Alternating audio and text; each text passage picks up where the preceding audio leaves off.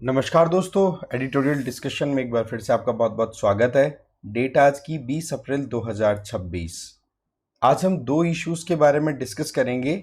एक तो रहेगा कि राइट टू बी फॉरगॉटन होता ना, उसका कैसे राइट टू नो के साथ में कॉन्फ्लिक्ट चलता है, और उसको लेकर के एक लेटेस्ट केस है। पूरा डिटेल में समझेंगे इशू को, की टर्मिनोलॉजीज भी है, साथ में एमसीक्यूज भी प्रैक्टिस करेंगे और मेंस आंसर राइटिंग का भी हम एक सेशन यहाँ पे एक तरीके से कंटिन्यू करेंगे।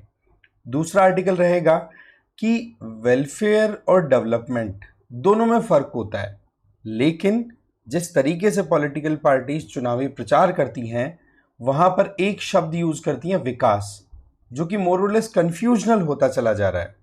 तो इन दोनों को समझना ज़रूरी है, वेलफेयर और डेवलपमेंट को, और कैसे इन पे काम किया जा सकता है वो हम समझेंगे।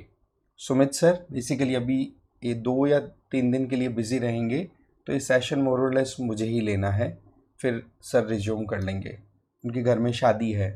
ठीक है, तो आज का हमारा फर्स्ट आर्टिकल है राइट टू बी फॉरगॉटन। आपको ध्यान होना चाहिए कि जब भी हम इंटरनेट पे या कहीं पर भी हमारे से रिलेटेड कोई इन्फॉर्मेशन शेयर करते हैं या हमारे बारे में इन्फॉर्मेशन शेयर होती है, तो उसकी एक टाइम लिमिट होती है कि कब तक वो रेलेवेंट है। लेकिन कई बार क्या होता है कि कुछ पर्सनल इन्फॉर्मेशन या फिर कोई ऐसे इंसिडेंट्स जो कि हमारी लाइफ पर बहुत ही नकारात्मक प्रभाव डाल सकते हैं, अगर वो लंबे समय तक बने रहे तो वो हमारे लिए बड़ा खतरनाक हो सकता है, हमें ट्रॉमा से बाहर ही ना निकलने दे, पता नहीं। तो इस कंडीशन में एक अधिकार आता है राइट टू बी फॉरगॉटन। तो उस पॉइंट ऑफ व्यू से यहाँ पर इस आर्टिकल में हम डिटेल में देखेंगे कि क्यों ज़रूरी होता है, इसके क्या क्या मायने होते हैं। जीएस पेपर 2 में इसको आप कनेक्ट कर सकते हैं इस टॉपिक के साथ में, और इंडियन एक्सप्रेस का ये आर्टिकल है। देखो इसमें शुरुआत कहाँ से होती है, हमारा पूरा लेक्चर का फ्लो रहेगा, पूरा एक डिस्कशन का शुरुआत कहाँ से होती है। देखो पुराने टाइम में तो क्या होता था कि फाइल्स में डेटा रिकॉर्ड हो जाया करता था, और फाइलों पे धूल जम जाया करती थी, तो लोग भूल जाते थे कि हाँ भाई पुराने क्या केस थे। हाँ, कभी ज़रूरत पड़ती तो उन फाइल्स को रिकॉल कर लिया जाता था और उनमें से निकाल लिया जाता था कि हाँ भाई रेलेवेंट क्या इन्फॉर्मेशन हमारे लिए है जो पास्ट से हम ड्रॉ कर सकते हैं किसी भी केस या किसी भी मामले से संबंधित। लेकिन आज का ज़माना तो डिजिटल एज है ना। क्या होता है यहाँ पर, हमें पता है कि 10 साल पुरानी भी कही हुई बात एकदम से कोई अगर हमारे बारे में सर्च करता है तो वो बात एकदम ऊपर आ जाती है। वो पॉजिटिव है तो भी सामने आएगी, नेगेटिव है तो भी सामने आएगी। तो ऐसे में कई बार क्या होता है कि कुछ केसेस ऐसे बन जाते हैं जो कि फॉल्स क्लेम्स पे होते हैं, मतलब झूठे आपने केस देखे होंगे, और झूठे केसेस की वजह से कई लोग फंस जाते हैं। कोर्ट उनको फ्री भी कर देता है, लेकिन वो फॉल्स केस से रिलेटेड रिपोर्ट जो है, मीडिया रिपोर्ट है, वो अभी भी आपका ऑनलाइन प्लेटफॉर्म पे पड़ा है, और जैसे सर्च किया जाएगा वो सामने आ जाएगा। फिर लोग देखेंगे अरे यार इसने तो ये गड़बड़ कर रखी है। तो आप समझिए कि ये एक तरीके की डिजिटल परमानेंस का फिनोमेना डेवलप हो गया कि डिजिटल प्लेटफॉर्म पे आपने कोई इन्फॉर्मेशन आपके बारे में डाली या किसी ने डाली, तो ये मोर और लेस आपके लिए एक परमानेंट सिरदर्दी रहेगी। पता नहीं कौन कब उस इंफॉर्मेशन को देखे और किस तरीके से रिएक्ट करे। हो सकता है कि उसके नेगेटिव इंपैक्ट दिखे, हो सकता है कि फॉल्सिफाई करके आपको क्रिमिनलाइज किया गया था, या फिर कोर्ट ने आपको निर्दोष साबित होते हुए फ्री किया था, लेकिन आज भी उसका असर आपकी ज़िंदगी पर है। तो ये जो पॉइंट है ना, ये हमारे न्यू कॉन्स्टिट्यूशनल राइट्स के लिए एक बर्थ प्लेस का काम कर रहा है। इसीलिए तो राइट टू बी फॉरगॉटन यहाँ पर हम बात कर रहे हैं। आई होप आपको कॉन्टेक्स्ट समझ में आ गया होगा।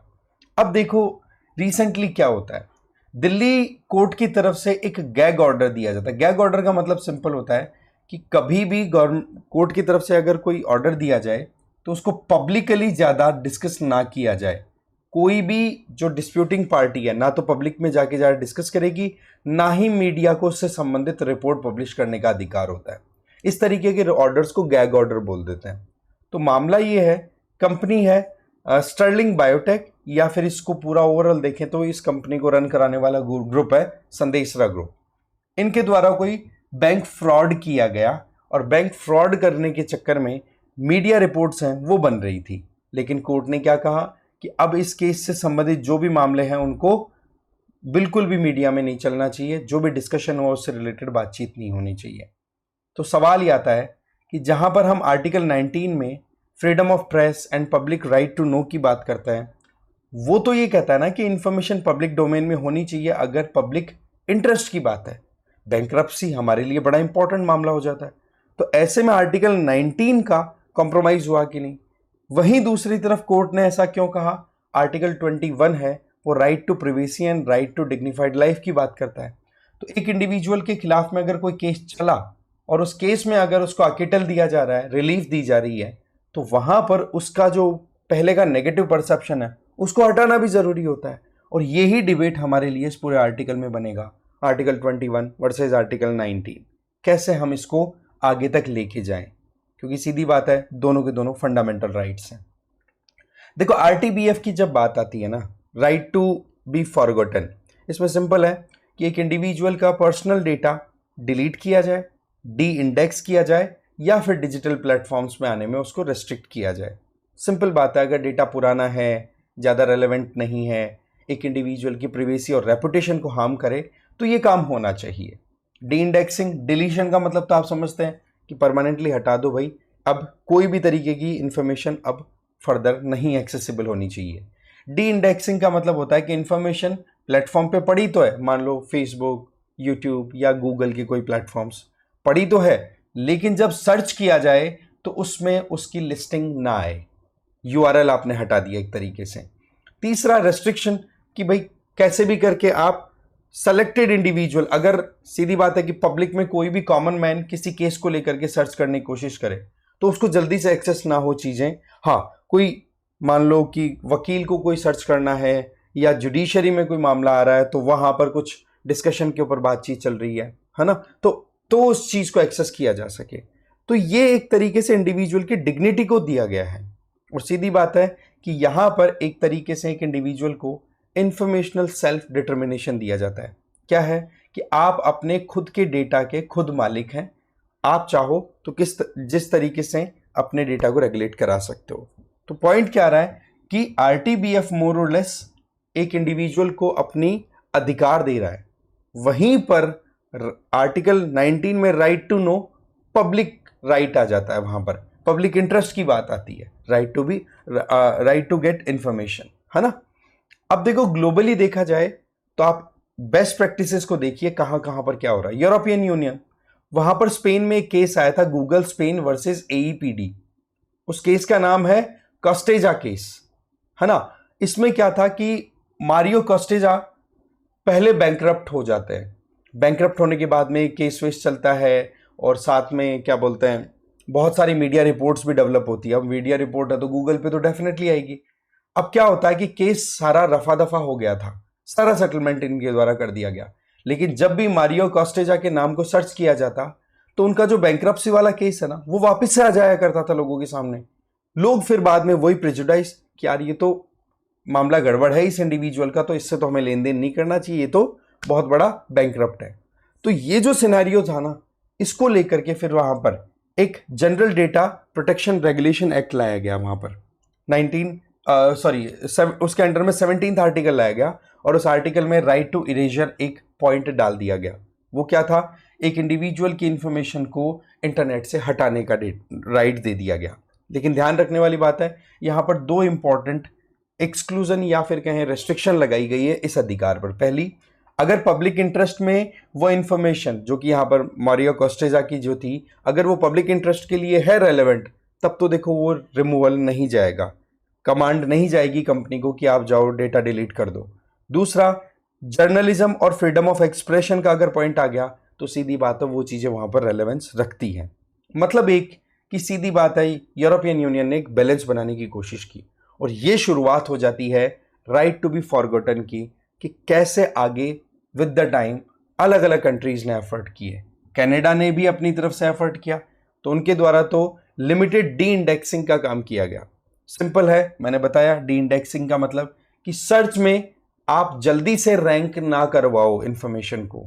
हाँ, बहुत ही ज्यादा सेंसिटिव इशू है और रिकॉल करना पड़ रहा है चीजों को, तो वहां पर आप परमिशन लेकर के कर सकते हैं। अदरवाइज आप पब्लिक में जनरल इंफॉर्मेशन के तौर पे कोई भी पास्ट की चीजें नहीं लेकर के आओगे। वही बात कि अब फाइलें दब चुकी हैं। कनाडा में, कैलिफोर्निया में ऑनलाइन इरेजर लॉ आया, लेकिन वो थोड़ा सा माइनर है। सिंपल बात है कि डेटा का कोई मिसयूज ना कर ले, सिर्फ उन्हीं के लिए वहां पर लगाम लगाई गई है, बाकी डेटा एक्सेसिबल रह सकता है। यूके, अर्जेंटीना, जापान, इन्होंने भी अपनी तरफ से डिफरेंट तरीके के लोकल एस्पेक्ट को देखा और एक बैलेंसिंग टेस्ट, अगेन वही right to know and right to privacy, दोनों का बैलेंस किया। तो आप देखो, यूरोपियन यूनियन का सबसे ज्यादा स्ट्रॉन्गेस्ट लॉ है। ये हमने ग्लोबल प्रैक्टिसेस देखी। अब बात आती है इंडिया की। देखो, हमारे देश में 2017 में पुट्टास्वामी केस आया था, केएस पुट्टास्वामी केस, जिसमें आर्टिकल 21 के अंडर में राइट टू प्राइवेसी को सीधा मेंशन कर दिया, और इससे रिलेटेड जो है आपके प्रीलिम्स में क्वेश्चन भी आया हुआ है। अब इसमें क्या है कि कोर्ट ने दो बातें बड़ी इंपॉर्टेंट हाईलाइट की थी कि राइट टू प्राइवेसी है तो सीधी बात है इंफॉर्मेशन जो है वो सिक्योर होनी चाहिए, सेफ होनी चाहिए। जहां पर ज्यादा एक्सपोजर है, वल्नरेबिलिटी है, वहां से उसको डिलीट करवा देना चाहिए। लेकिन ये देखने की जरूरत है कि राइट टू प्राइवेसी जो है वहां पर हमें ये देखने की जरूरत है कि क्या वो आर्टिकल 19 के अगेंस्ट में तो नहीं जा रहा है, क्योंकि आर्टिकल 19 जो है वो राइट टू इंफॉर्मेशन को भी लेके चलता है, right to freedom of speech and expression को लेके चलता है। क्या आर्टिकल 19 कॉम्प्रोमाइज हो रहा है? तब थोड़ा सा देखने वाली बात है, क्योंकि जब पब्लिक इंटरेस्ट में देखा जाए और वहीं पर दूसरी तरफ कॉन्ट्रेरी साइड में अगर देखें तो एक इंडिविजुअल के राइट्स आ रहे हैं, तो वहां पर हमें बैलेंस बनाना होगा, वहां पर हमें पब्लिक इंटरेस्ट को जरूर ध्यान में रखना होगा। तो पब्लिक ट्रांसपेरेंसी, पब्लिक इंटरेस्ट, इनकी बात आए तो थोड़ा सा राइट टू प्राइवेसी के ऊपर रेस्ट्रिक्शन लग जाती है। ये भी एक तरीके से एब्सोल्यूट राइट नहीं रहता इस केस में, समझ गए। फिर हमारे यहां पर दूसरे प्रोविजंस की बात करें, केएस पुट्टास्वामी केस क्लियर। दूसरा, डीपीडीपी एक्ट आया 2023 में, उसमें राइट टू इरेजर का प्रोविजन दिया गया है। सीधी बात है कि एक इंडिविजुअल अपने डेटा का खुद मालिक होता है, डेटा सॉवरेनिटी की बात आती है, डेटा का खुद मालिक है, तो उसको अगर इंफॉर्मेशन हटवानी है तो इससे रिलेटेड जो रूल रेगुलेशंस है उनके ऊपर आप काम कर सकते हो। डेटा कलेक्शन जो किया गया है वो किस पर्पस के लिए किया गया है, वो पर्पस क्लियर होना जरूरी है। सिंपल बात है कि यहां पर भी आपको प्रोटेक्शन देने की बात की गई। आईटी रूल्स 2021, इसमें जो हमारे डिजिटल प्लेटफॉर्म्स हैं, फेसबुक, यूट्यूब, ये सारे जो होते हैं, इनको हम इंटरमीडियरी बोलते हैं। इनको कहा गया है कि अगर कोई इंफॉर्मेशन बहुत ही ज्यादा फॉल्स है और जो जिस इंडिविजुअल को टारगेट करते हुए इंफॉर्मेशन रिलीज हो रही है या कोई भी पोस्ट डाली गई है, उसको 24 आवर्स में हटा देना चाहिए अगर कंप्लेन आ गई हो। अगर गवर्नमेंट या गवर्नमेंट सिस्टम के द्वारा कुछ कहा गया हो तो 36 आवर्स के अंदर आपको रिमूव करनी है इंफॉर्मेशन। और अगर कोई भी ऐसी इंफॉर्मेशन या ऐसी इमेज है जो कि एक तरीके से एक इंडिविजुअल को डायरेक्टली हार्म कर रही है ना, तो उनको उस इंफॉर्मेशन को 2 घंटे में डिलीट कर देना है। ये फिक्स टाइमलाइन सेट की है। अगेन इंडिविजुअल को प्रोटेक्शन देने का प्रोविजन किया गया है। सो द पॉइंट इज कि हमारे यहां पे भी प्रोविजंस है, लेकिन कई ऐसी चीजें हैं जहां पर हमें समझना होगा कि एब्सोल्यूट नहीं है हमारा राइट टू प्राइवेसी। अब आ जाता है जुडिशियल टाइमलाइन, किस तरीके से ये राइट टू प्राइवेसी हमारे कॉन्स्टिट्यूशन में आर्टिकल 21 का पार्ट बना। पहला केस था 1994 में, R Rajagopala versus state of Tamil Nadu. इसमें right to be let alone का प्रोविजन रखा गया। मतलब सिंपल कि डायरेक्ट इंट्रूजन किसी भी इंडिविजुअल को केस से रिलेटेड ना हो। सिंपल बात है कि आज अगर कोई चीज हुई जिसके चलते केस बना, केस खत्म हो रहा है, तो लोग फिर उसको पोक ना करें कि भाई तूने ये गड़बड़ की थी पास्ट में। तो right to be let alone यहां से स्टार्ट हो गया। फिर 2017 में धर्मराज केस आया, उसमें जो अक्यूज था, मतलब जो मेन आरोपी था, उसको रिलीज कर दिया गया और हाई कोर्ट ने ये बात कह दी कि देखो जी, सीधी बात है, रिकॉर्ड हमें मेंटेन रखने की जरूरत है। हम ये नहीं कह सकते कि रिकॉर्ड को साइड में कर दो, नहीं, यहां पर आर्टिकल 19 जो है उसको डोमिनेंस मिली। फिर बाद में 2021 में प्रो प्राइवेसी टर्न आया, मतलब एक बार फिर से डेटा को, रिकॉर्ड को लेकर के कहा गया कि डायरेक्ट डी इंडेक्सिंग कर दी जाए केस की डिटेल्स की। क्यों? क्योंकि इंडिविजुअल जो है उसके फ्यूचर पर उस डिटेल का सीधा असर पड़ेगा जो केस से फ्री हो चुका है ना। तो आप समझिए कि कोर्ट किस तरीके से स्विंग कर रहा है। पहले राइट टू प्राइवेसी की बात करती, right to be let alone, फिर बोला कि नहीं यहां पर पब्लिक इंटरेस्ट ज्यादा इंपॉर्टेंट है, फिर बोला कि नहीं protection of data should be maintain, ये चलना चाहिए। तो यूनिफॉर्मिटी नहीं आ रही है हमारे हाई कोर्ट्स में। फिर 2022 में एक मैट्रिमोनियल डिस्प्यूट आया, उसमें भी ये कहा कि जो पार्टीज वहां पर केस में हैं तो वो मोरलेस मैट्रिमोनियल है, तो फैमिली मैटर है, तो भाई थोड़ा सा इसको दूर रखो कि लोगों की नजरों में ना आए। क्योंकि फिर बाद में अगर सेपरेट होकर के भी मान लो कपल अपनी लाइफ कंटिन्यू करना चाहता है तो उनको ये चैलेंज ना आए कि देखो आपका पास तो ये था, लोग फिर उसको अलग नजर से देखना स्टार्ट करता है। ऑनगोइंग केसेस, इनमें आरटीबीएफ जो है वो बहुत ज्यादा हाईलाइटेड है, और इसमें सीधी बात है कि क्या यहां पर हमें नेगोशिएट करना चाहिए कि नहीं। तो देखो केरला हाई कोर्ट ने क्या कहा, open justice was held non negotiable, बातचीत होनी चाहिए, खुले में होनी चाहिए, जिससे पब्लिक में एक मैसेज भी जाए। तो यहां पर again U turn. Acquittal and rape case, order ने मतलब केस आया, फर्जी केस आया कुछ, है ना, तो उसमें इंडिविजुअल को छोड़ दिया गया, हिमाचल हाईकोर्ट का केस है ये, छोड़ दिया गया। छोड़ने के बाद में कहा कि उससे रिलेटेड इंफॉर्मेशन को हटा दिया जाए, नहीं तो फिर फ्यूचर में पता नहीं क्या इंटरप्रिटेशन इसका लिया जाएगा, उसकी जिंदगी पर नेगेटिव असर पड़ता रहेगा। पॉइंट इज अलग अलग हाई कोर्ट, अलग अलग पॉइंट्स, लेकिन हमें समझना होगा कि क्या किया जाए। सबसे पहली चीज तो देखो, हमारे लिए आरटीबीएफ इंपॉर्टेंट है, इसमें कोई डाउट नहीं है। एक इंडिविजुअल की डिग्निटी मेंटेन रहनी चाहिए।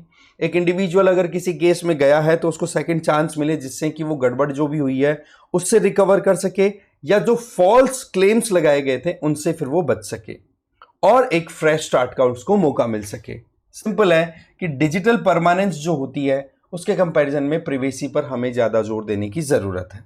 दूसरा, रेपुटेशन और डिग्निटी मेंटेन होनी जरूरी है अगर केस रफा दफा होकर के इंडिविजुअल फ्री हो रहा है। तीसरा, क्रिमिनल रिहेबिलिटेशन की जब हम बात करते हैं तो जेल में भी अगर कोई जाता है तो रिफॉर्मेशन के लिए जाता है ना, कि वो अपने आप में चेंजेस ला दे। लेकिन अगर केस ही रफा दफा हो रहा है तो उसको सोसाइटी में रीइंटीग्रेट करने के लिए हमें पास्ट के जितने स्कार्स हैं जो कि एक नैरेटिव के तौर पे चल रहे हैं उनको तो खत्म करना पड़ेगा। तो उस पॉइंट ऑफ व्यू से हमें कदम आगे बढ़ाने की जरूरत है आरटीबीएफ के हिसाब से। चौथा पॉइंट बोला जा रहा है, डिजिटल स्कार्स अगर हटेंगे तो इसका बेनिफिट क्या होगा। मानो किसी की इंफॉर्मेशन 2020 में रिलीज हुई कि ये XYZ इस रेप केस में इन्वॉल्व कंसिडर हुआ था, लेकिन बाद में उसको फ्री कर दिया गया।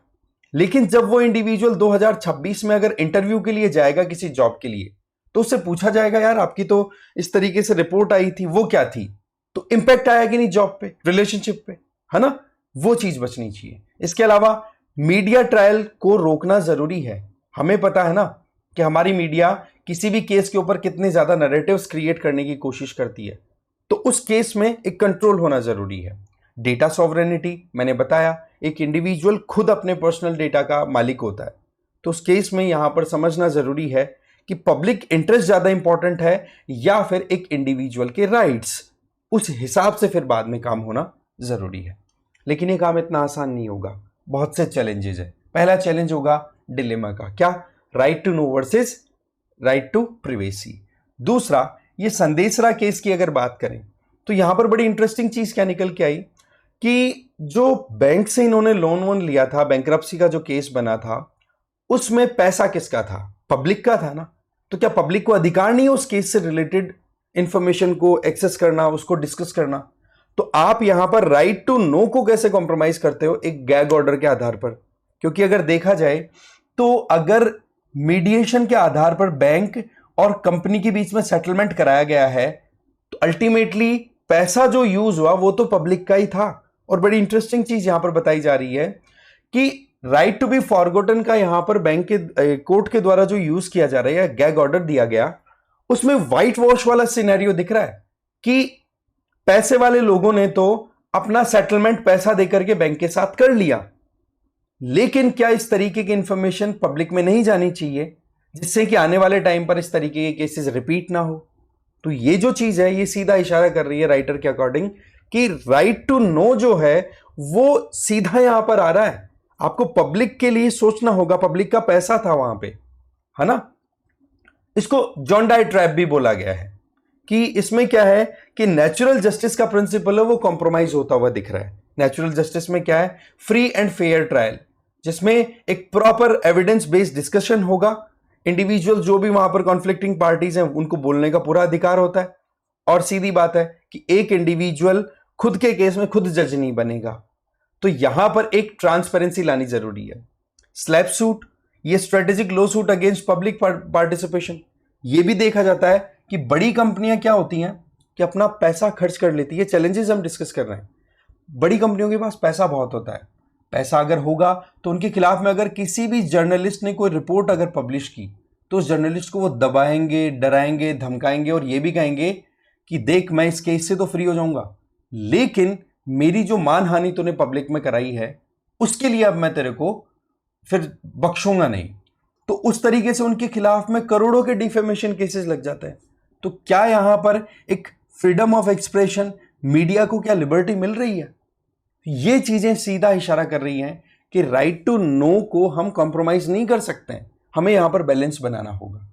रीराइटिंग द पास्ट, सीधी बात है कि अगर फ्यूचर में कोई केस एक और बैंक्रप्सी से रिलेटेड आता है, कोई फार्मास्यूटिकल कंपनी है, उसका बैंक से कोई लेन देन चल रहा है, उस केस को रीइंटरप्रेट करना है और आज के 50 साल बाद में मान लो केस आया, तो ये जो लेटेस्ट केस है इसमें क्या इश्यूज आए थे उनको अगर रिकॉल करना हो तो वो तो एक तरीके से हमने ये कर दिया ना कि किताबें जला दी, अब आने वाली जनरेशन्स को कुछ पता नहीं पड़ने वाला कि पास्ट में क्या हुआ था। तो ये नहीं होना चाहिए, डिजिटल बुक बर्निंग नहीं होनी चाहिए, डेटा रिकॉर्ड मेंटेन हो। हाँ, ये बात ठीक है कि उसको डी इंडेक्स किया जा सकता है, उसको रेस्ट्रिक्ट किया जा सकता है एक्सेसिबिलिटी पॉइंट ऑफ व्यू से। फिर बोला जा रहा है कि अगर सेटलमेंट और इनोसेंस दोनों को हम देखें कि भाई बैंक्रप्सी वाकई में थी कि नहीं, तो उसको हमें समझना होगा कि आप अगर अपना पैसा देकर के मामले को रफा दफा कर रहे हो तो इसका मतलब ये नहीं कि आप इनोसेंट हो। नो, वो क्लीन चिट नहीं मिल सकती है। आपको इंफॉर्मेशन वहां पर देनी होगी जिससे कि एक कलेक्टिव मेमोरी बन सके, जिससे कि फ्यूचर में इस तरीके के केसेस से बचा जा सके। सिंपल है कि वही right to privacy and again collective memory, दोनों में बैलेंस बनाना। फिर टेक्निकल रियलिटीज, देखो यहां पर एक स्ट्रेस एंड इफेक्ट देखने को मिलता है। उसमें क्या होता है कि अगर कोई इंफॉर्मेशन छुपाई जाती है, जैसे यहां पर गैग ऑर्डर दिया गया तो राइट टू बी फॉरगॉटन का पॉइंट है ना, छुपा के रख लो। तो यहां पर क्या पॉइंट आता है कि एक बार अगर कोई चीज छुपती है तो लोगों में क्यूरियोसिटी भी आती है कि यार क्या था इसमें, वो ज्यादा सर्च करेंगे उल्टा। ठीक है, तो ये चीजें उल्टा वायरल हो जाती है। अब जैसे हमने डिस्कस किया तो आपके भी दिमाग में आया होगा कि यार इस केस में पूरा मामला क्या था, देखते हैं, थोड़ी इन्वेस्टिगेशन करते हैं। तो वो क्यूरियोसिटी इवन उल्टा मामले को वायरल कर देगी। नहीं तो क्या है, चीजें मोरलेस सेटल हो सकती थी। ग्लोबल सॉवरेनिटी प्रॉब्लम, आप इंडिया में तो चलो ठीक है कि जो भी इंफॉर्मेशन है, जो भी न्यूज है, उसको रिपोर्ट को आप एक तरीके से डिलीट करवा सकते हो, कंट्रोल करवा सकते हो। बट क्या जो डेटा मेटा या यूट्यूब के प्लेटफॉर्म्स पे अपलोड हो चुका है, क्या वो इंटरनेशनली एक्सेसिबल नहीं होगा? वो तो वीपीएन लगा करके लोग वैसे निकाल लेंगे। क्या इसका केस आया था इस इंडिविजुअल का, देखते हैं, है ना। तीसरा यहां पर चैलेंज में हम नेक्स्ट बात करें, स्टैंडर्डाइज रूल नहीं है हमारे पास में। हमारे पास में डीपीडीपी एक्ट है ना, हमारे पास में डेटा प्रोटेक्शन से रिलेटेड रूल रेगुलेशंस है। बट पॉइंट इज कि अभी जिस तरीके से हाई कोर्ट्स के वर्डिक्ट हमने देखे वो तो इस तरीके से जिगजैग मैसेज पे चल रहे हैं। कोई बोलता है प्रिवेसी टॉप पे बोलता है, कोई राइट टू नो ज़्यादा इंपॉर्टेंट हो जाता है। ये एक अपने आप में इंपॉर्टेंट चीज़ बन जाती है।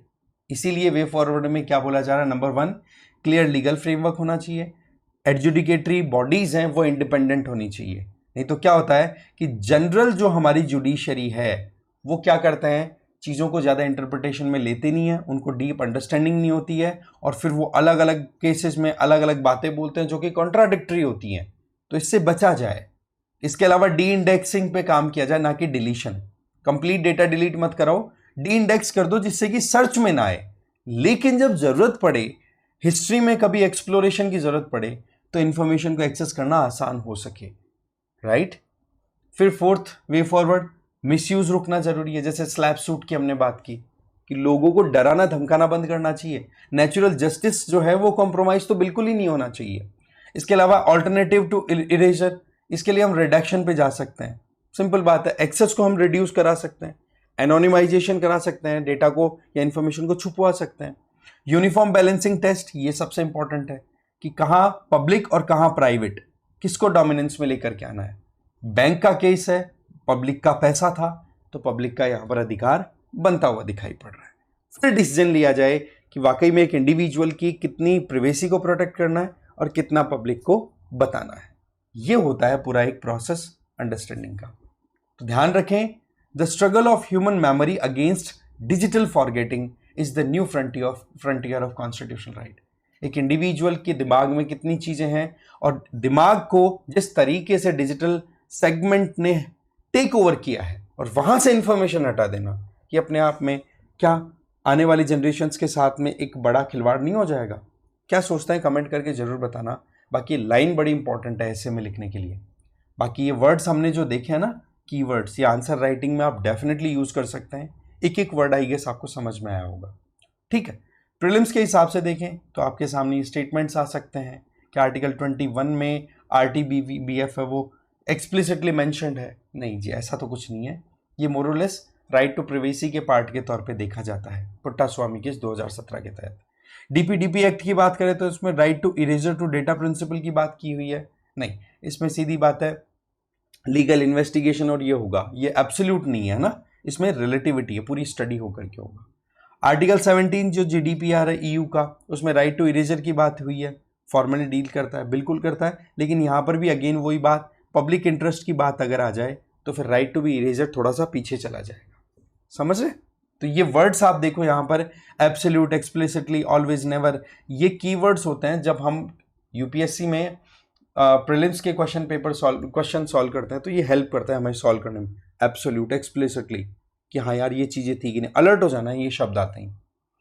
फिर 2017 में राइट टू प्राइवेसी को लेकर के क्वेश्चन आया था। ये तो सीधा एकदम स्ट्रेट क्वेश्चन था। उस टाइम पे केस पुट्टास्वामी केस बहुत ही लेटेस्ट था ना, इस वजह से आर्टिकल 21 का पार्ट होता है ना।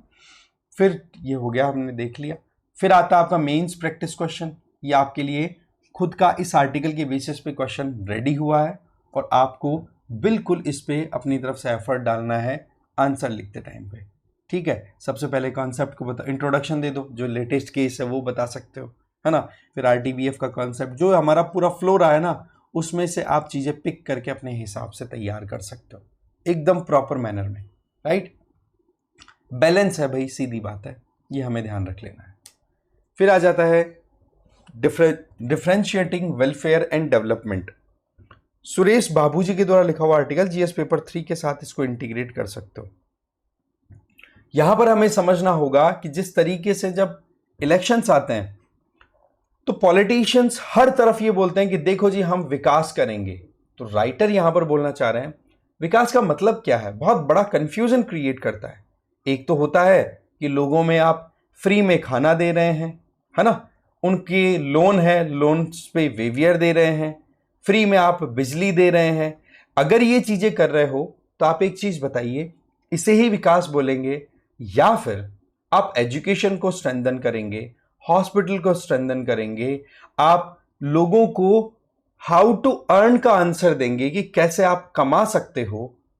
दोनों में से किसको आप डेवलपमेंट बोलेंगे, किसको विकास बोलेंगे? अब देखो, ऊपर वाला जो केस है that is related to welfare. No doubt हमारे देश में गरीबी है, डायरेक्टली शॉर्ट टर्म हमें सपोर्ट देने की जरूरत है, तो फर्स्ट केस तो उसका है। लेकिन अगर हमें वाकई में विकसित भारत बनना है तो उसके लिए सेकंड केस में जाना होगा, जिसको डेवलपमेंट बोलते हैं, और वो एक लॉन्ग टर्म प्लान के साथ होता है। जो 5 साल की आपकी जो पॉलिटिकल पार्टी का गवर्नमेंट में रहते हुए जो टेन्योर है उससे डिसाइड नहीं होता है, वो डिसाइड होता है कि बैक टू बैक आपने कितने काम किए। एक काम किया तो उसके आधार पर अगला काम कितना आगे आपने डेवलपमेंट में किया, वो चीजें होती हैं। तो यहां शॉर्ट टर्म और लॉन्ग टर्म दोनों को मिक्स करके पॉलिटिशियन बहुत बड़ा कंफ्यूजन क्रिएट कर रहे हैं, और इसी के बेसिस पर विकास विकास नाम आपने बहुत सुना होगा जब भी पॉलिटिकल डिबेट्स होते हैं, है ना। अब देखते हैं इसको पूरा डिटेल में। GS पेपर 2 और GS पेपर 3 दोनों के साथ इसको इंटीग्रेट कर सकते हो आप, ठीक है ना। गवर्नेंस वाला मामला भी इसमें आ जाता है। ये हमारा रोड मैप रहेगा, कैसे हम डिस्कशन करेंगे, ठीक है। वेलफेयर और डेवलपमेंट तो आपका क्लियर हो गया होगा मुझे लगता है इतनी सी देर में। बाकी हम क्राउडिंग आउट इफेक्ट को भी समझेंगे, है ना। साथ ही साथ पब्लिक गुड्स का, वेलफेयर, पॉपुलिज्म का मामला, रेवड़ी कल्चर, इसको लेकर के तो इलेक्शन कमीशन ऑफ इंडिया ने क्या कहा वो भी समझेंगे। बाकी PYQs, MCQs, मेंस कीवर्ड्स और मेंस क्वेश्चन प्रैक्टिस, वो सारा हम देखने वाले हैं। देखते हैं कोर प्रॉब्लम। मैंने बताया विकास का क्या कंफ्यूजन चल रहा है। आप विकास में भी एक चीज देखिए, वेलफेयर और डेवलपमेंट का तो डिस्क्रिमिनेशन आप समझ गए, जो डिफरेंस है वो समझ गए, डिस्क्रिमिनेशन है डिफरेंस बाय द वे। अब यहां पर हमें समझना है कि अगर डेवलपमेंट के नाम पे भी कोई काम किया जा रहा है तो क्या उससे सबको फायदा हो रहा है क्या, हमें ये भी देखना जरूरी है। जैसे मानो कोई रोड बन रही है, तो रोड बनने से क्या एक गरीब की गरीबी खत्म हो रही है? क्या एक डाउन ट्रोडन सेक्शन के इंडिविजुअल को बेनिफिट मिल रहा है? अगर नहीं तो फिर वो एक इनइक्वालिटी क्रिएट करने का काम कर देगा। क्योंकि रोड का एक्सेस करना, आपके पास पर्सनल व्हीकल है, रोड अच्छी मिलेगी, आप फास्टैग से अपना टोल भी देंगे, सारी चीजें करने वाले हैं, तो आपके पास में लग्जरी लाइफस्टाइल है। वहीं दूसरी तरफ उस रोड से गरीब को क्या फायदा हुआ? कहा जाएगा कि वहां पर थड़ी खोली जा सकती है, दुकान चलाई जा सकती है, लेकिन वो तो एक तरीके से आपने ड्राइव किया कि हाँ भाई थड़ी खोल ली जाए, लेकिन क्या इससे भी ज्यादा इंपॉर्टेंट हमें कुछ और काम पहले करने चाहिए? इसी बात को हमें यहां पर समझना है इस आर्टिकल के थ्रू कि देखो हमारे देश में सोशो इकोनॉमिक कॉम्प्लेक्सिटीज बहुत है, चैलेंजेस बहुत है, लेकिन उनको हमें टैकल करने के लिए शॉर्ट टर्म और लॉन्ग टर्म दोनों टूल्स का यूज करना होता है। तो शॉर्ट टर्म की बात आती है तो सबसे पहले वेलफेयर क्या होता है इसमें, कि हम क्या करते हैं, टैक्स कलेक्शन करते हैं, ठीक है। अब टैक्स में भी एक इशू बड़ा इंटरेस्टिंग है कि हम इनडायरेक्ट टैक्स है वो कलेक्ट करते हैं, तो वो तो गरीब और अमीर दोनों पे लगता है।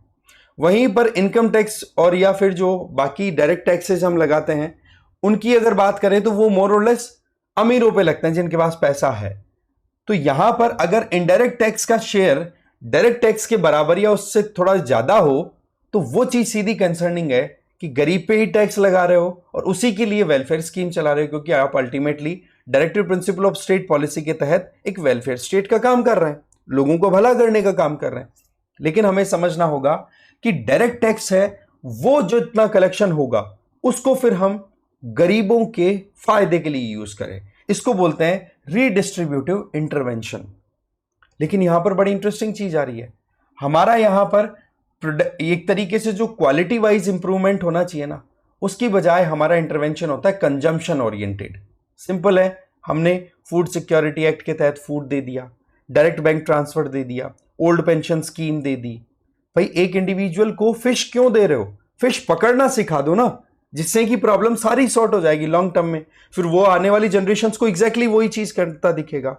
तो यहां पर समझने वाली बात है कि केवल वेलफेयर पे डिपेंडेंट रहना हमारे लॉन्ग टर्म प्लान के लिए बिल्कुल भी ठीक नहीं है। सवाल यह है कि क्या वेलफेयर को हमें एक्सक्लूड करना है? Answer is no. इमीडिएटली जो रिलीफ देनी है वो दी जाए, लेकिन इमीडिएटली जो रिलीफ दी जा रही है उसका कॉम्प्रोमाइज फिर लॉन्ग टर्म प्लान पे नहीं जाना चाहिए। फिर लॉन्ग टर्म प्लान की बात करें जिसको हम डेवलपमेंट बोलते हैं, यहां पर हम स्ट्रक्चरल ट्रांसफॉर्मेशन करें, हमें प्रोडक्शन कैपेसिटी को इंक्रीज करना है, ह्यूमन कैपेबिलिटी को बढ़ाना है। क्या किया जाए? स्कूल यूनिवर्सिटीज में quality education, primary health care और स्किल डेवलपमेंट पे काम ज्यादा किया जाए, जिससे कि out of the pocket expenditures को हम कंट्रोल कर सके। Road, power, irrigation, digital infrastructure, इन पे काम किया जाए। अगेन वही बात कि एक इंडिविजुअल को फिश पकड़ना सिखा दो, जिससे कि फिर आपको बार बार परेशान नहीं होना पड़ेगा। तो इन दोनों के बीच के बैलेंस को ही हमें यहां पर समझना है, नहीं तो विकास विकास करके पॉलिटिशियंस बड़ा बावला बना रहे हैं लोगों को। अब देखो सवाल यह है कि क्या इन दोनों के बीच में ओ ईदर और वाला केस है? Answer is no. दोनों एक दूसरे को कॉम्प्लीमेंट करते हैं। कैसे? शॉर्ट टर्म में अब अगर किसी को भूख लग रही है तो आप उसको खाना दो, लॉन्ग टर्म में उसको सिखाओ कि खाना कमाया कैसे जाता है। तो कंफ्यूजन से हमें बचना है। डेवलपमेंट का मतलब हमें ऐसा लेना है जो कि एक के बाद में एक, मानो आपने रोड डेवलप की, बहुत बढ़िया, रोड के साथ साथ में फिर आप वहीं पर कुछ इस तरीके की प्लानिंग करो जिससे कि बिजनेस करने का स्कोप वहां पर डेवलप हो। जैसे आपने देखा होगा शहरों में कई बार छोटी छोटी दुकानें है ना, वो खोलने का मौका मिलता है रोड के पास में, तो वो चीज परमानेंटली इंफ्रास्ट्रक्चर के तौर पर डेवलप कर दी जाए, एक के बाद फिर वहां पर हो, फिर उसके बाद में आसपास में और डेवलपमेंट कर दिए जाए, हॉस्पिटल खुलने का काम हो जाए, स्कूल खुलने का काम हो जाए जब सेटलमेंट तैयार हो जाए। सो द पॉइंट इज कि आपको यहां पर लॉन्ग टर्म को तो हमेशा दिमाग में रख के चलना है, राइट। इसके लिए कारण क्या है? देखो कि फिस्कल कंस्ट्रेंट एक बहुत बड़ा इंपॉर्टेंट पॉइंट बनता है। वो कैसे? कि 1 रुपया आपके पास में टैक्स के तौर पे इकट्ठा हुआ, राइट। अब उसमें से आपको वेलफेयर भी करना है और आपको डेवलपमेंट भी करना है। अब वेलफेयर में क्या है कि शॉर्ट टर्म इंपैक्ट करता है लोगों पे, सीधा दिमाग पे हिट। यार देखिए अभी हमें अनाज कौन देने वाला है, कौन हमारे अकाउंट में फ्री में पैसा ट्रांसफर करने वाला है। इससे क्या हो गया, वेलफेयर पे एक्सपेंडिचर हो गया ज्यादा, और फिर जो लॉन्ग टर्म डेवलपमेंटल काम है उसके लिए पैसे की पड़ गई शॉर्टेज। तो आपने डेवलपमेंट को क्या कर दिया, क्राउड आउट, कि उसकी अब रेलेवेंस ही नहीं रही, आपके पास पैसा ही नहीं रहा जिससे कि आप स्कूल, हॉस्पिटल या पब्लिक इंफ्रास्ट्रक्चर चला सकते थे। वो सिचुएशन से हमें बचना है। दूसरा चैलेंज क्या आता है लॉन्ग टर्म प्लान में, लीकेजेस, करप्शन कितना है, 1 रुपया निकलता है पहुंचता कितना कम है। ये तो गनीमत है कि जनधन आधार मोबाइल ट्रिनिटी के आधार पर डायरेक्ट बेनिफिट ट्रांसफर हो रहा है। तीसरा एक्सक्लूजन एरर, जब भी पब्लिक या फिर मैं कहूं गवर्नमेंट की तरफ से कोई भी इनिशिएटिव लिया जाए तो वहां पर एक्सक्लूजनरी जो अप्रोच है उसको हटाना चाहिए। डेटा हमारे पास प्रॉपर हो, वेलफेयर क्या बेनिफिट किसको मिलना चाहिए उसको हम टारगेटेड मैनर में काम करें, है ना। और डेवलपमेंट का इंपैक्ट तभी दिखेगा जब वेलफेयर आपका प्रॉपर काम करेगा। सीधी बात है, अगर किसी का पेट भरा हुआ होगा तो वो ऑटोमेटिकली स्कूल में बैठना पसंद करेगा। इसका मतलब मिड डे मील स्कीम है वो बहुत शानदार है हमारी, लेकिन मिड डे मील स्कीम में खाना आपने जो दिया वो अगर प्रॉपर दिया जाए कम पैसे के आधार पर, बिना कोई लीकेज, बिना कोई करप्शन के आधार पर, तो ऑटोमेटिकली आपके पैसे की बर्डन है वो भी कम हुई और साथ में बच्चों का जो रिटेंशन है स्कूल में वो भी बढ़ेगा। तो विन विन सिचुएशन हो गई। लेकिन होता क्या है, वेलफेयर पे ध्यान दिया जाएगा, स्कूल इंफ्रास्ट्रक्चर पे ध्यान नहीं दिया जाएगा और अल्टीमेटली केवल पेट खाने के हिसाब से बच्चे पहुंच जाएंगे। आउटकम फिर हमें दिखेगा नहीं, लर्निंग आउटकम नहीं दिखेगा। तो ये जो बातें होती है ना बड़ी जल्दी डेवलप कर देंगे, ये केवल और केवल फेक बात है। क्यों? क्योंकि डेवलपमेंट का जो पाथ है वो लॉन्ग टर्म, मैंने बताया दिनों में नहीं, कुछ सालों में नहीं, दशकों में देखा जाता है कि हम कहां पहुंचे, राइट। इसलिए जो गवर्नमेंट है उसको यहां पर, या पॉलिटिकल पार्टीज है, उनको बैलेंस बनाना होगा दोनों एस्पेक्ट्स में।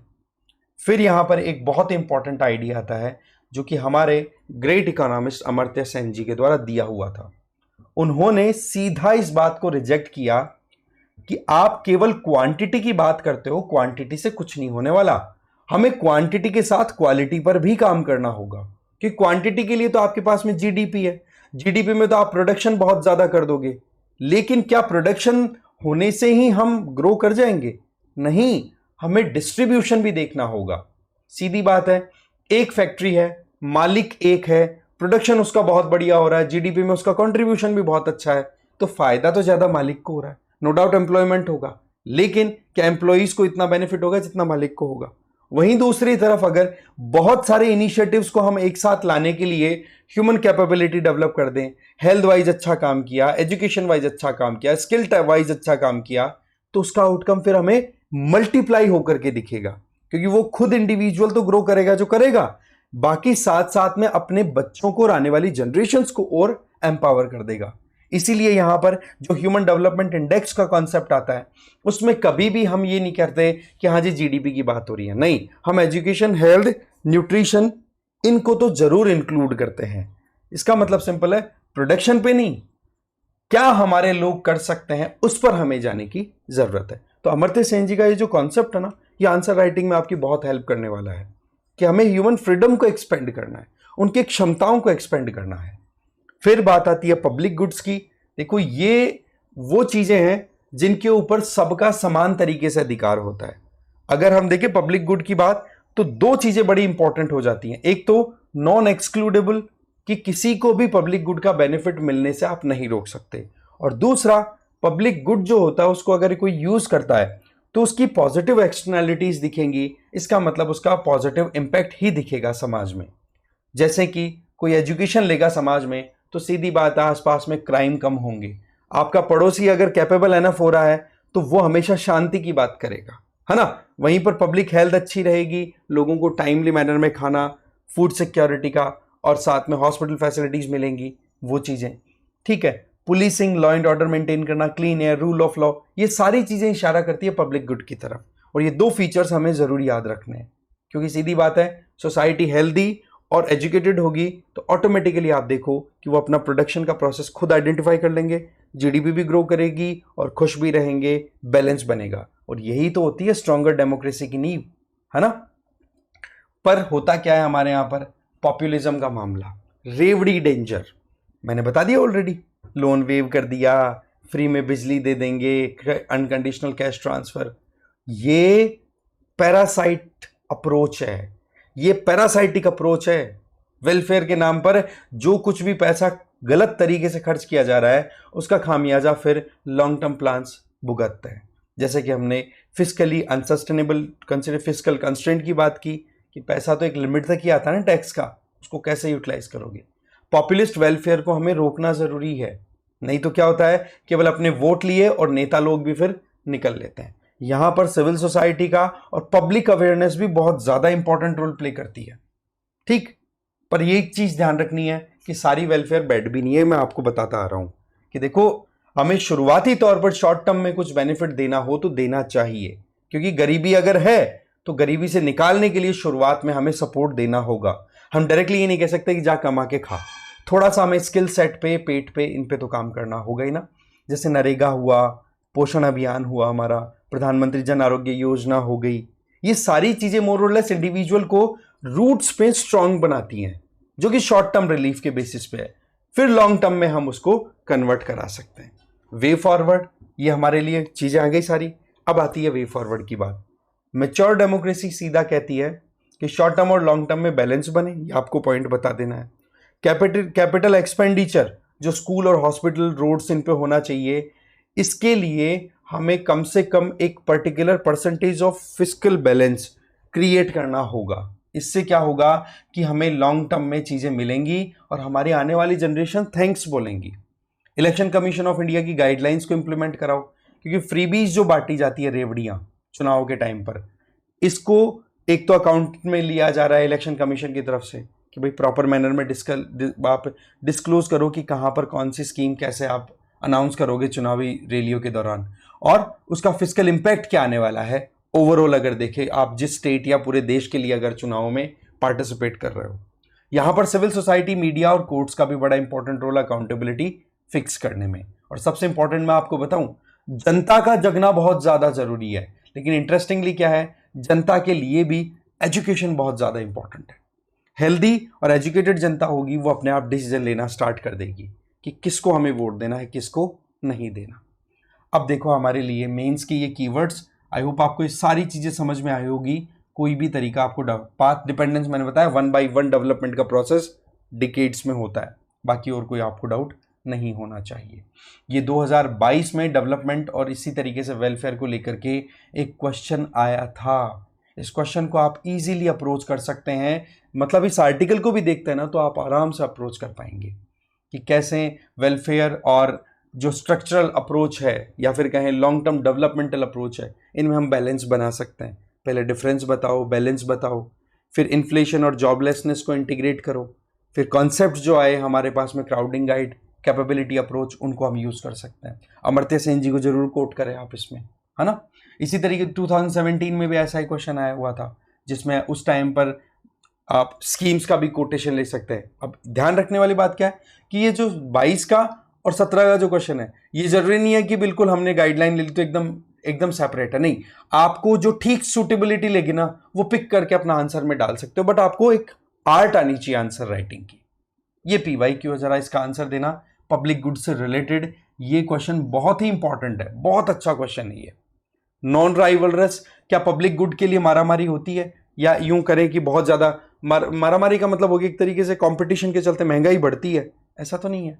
नॉन एक्सक्लूडेबल हमने देखा, पब्लिक गुड सबके लिए है।